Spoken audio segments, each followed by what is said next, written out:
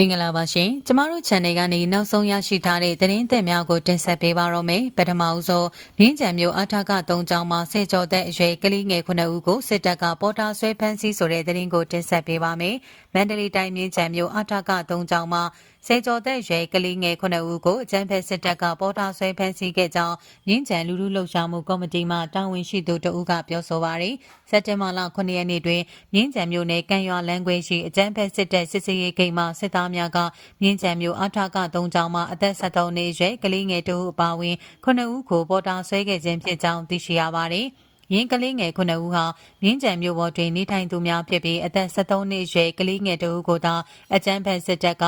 ခမာယာ15တပ်ရင်ကိုပြန်လွှတ်ပေးပြီးကြံကလေးငယ်6ဦးကိုလက်ရှိချိန်ထိဆက်လက်ဖမ်းဆီးထားကမိသည့်နေရာသို့ပို့ဆောင်လိုက်သည်ကိုမသိရှိရသေးကြောင်းသိရပါသည်။မြင်းကြံမျိုးနယ်ကံရွာလမ်းကွဲမှာရှိတဲ့စစ်သားစစ်စေးဂိတ်ကကလေးငယ်6ဦးကိုပေါ်တာဆွဲဖမ်းဆီးသွားတာဖမ်းဆီးခံရတဲ့ကလေးငယ်တွေက73နှစ်ရွယ်ကလေးကိုတော့စက်တင်ဘာ21ရက်နေ့ကပြန်လွှတ်ပေးတယ်လို့သိရတယ်။သူတို့တွေကိုဘယ်မှာဖမ်းထားလဲဆိုတာတော့မသိရသေးဘူးဟုမြင်းကြံလူလူလှုပ်ရှားမှုကော်မတီမှတာဝန်ရှိသူကပြောပါတယ်။အကြံဖက်စစ်တပ်သည်စစ်မှုရန်တပ်သားတင်များစုဆောင်းနိုင်ခြင်းမရှိတော့တာကြောင့်လမ်းသွားလမ်းလာလူငယ်များအပါအဝင်နေနေထိပါဝင်ရောက်ပေါ်တာဆွဲဖမ်းဆီးခြင်းများလှုံ့ဆော်နေပြီးအကြံဖက်စစ်တပ်ကအုပ်ချုပ်ရေးမှုများကလည်းလူငယ်များကိုပေါ်တာဆွဲဖမ်းဆီးပြီးငွေကျပ်300ချီဖြင့်ရောင်းစားမှုများပါကျူးလွန်နေကြောင်းသိရပါသည်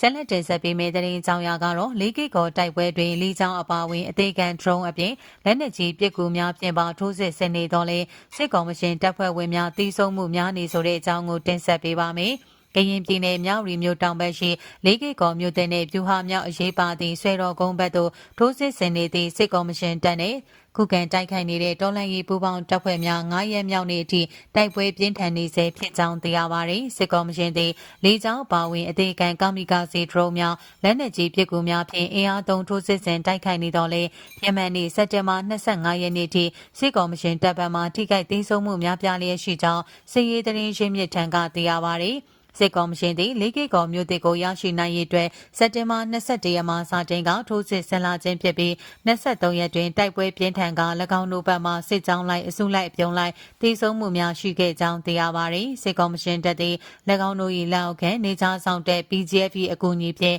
ထီမဲဝါခီကျေးရွာဘက်မှထိုးစစ်ဆင်လာရာ BGF များပါထိခိုက်တိုက်ဆုံမှုများနေ၍ရင်းနေရာတွင်ပင်ထိုးစစ်ရပ်တန့်နေကြောင်းသိရပါသည်ထိုးစစ်ဆင်နေသည့်ဆွေတော်ကုန်းစကန်သည်လက်နက်ကြီးဗျူဟာကုန်းစကန်ပြစ်ကမြောက်ရီမျိုးတိုက်ပွဲအပြင်နေဆက်လုံခြုံရေးအတွက်ပါဗျူဟာကျသည့်စကန်ကုန်းတစ်ခုဖြစ်ကြောင်းသိရပါသည်ဒေါ်လာရေးပူးပေါင်းတပ်များသည့်အဆိုပါဆွေတော်ကုန်းစကန်ကို2024အောက်တိုဘာလတွင်ကသိမ်းယူနိုင်ခဲ့ပါသည်လက်ရှိမှာစစ်ကော်မရှင်တပ်ကအာရှလမ်းမော်ရှိတက်စကန်နှင့်စကန်ကုန်းများကိုပြန်လည်သိမ်းယူပြီးနောက်လက်ခတ်တောင်စကန်ကုန်းမှနေ၍လည်းလက်နက်ကြီးများဖြင့်ပစ်ကူတိုက်ခိုက်နေကြောင်းသိရှိရပါသည်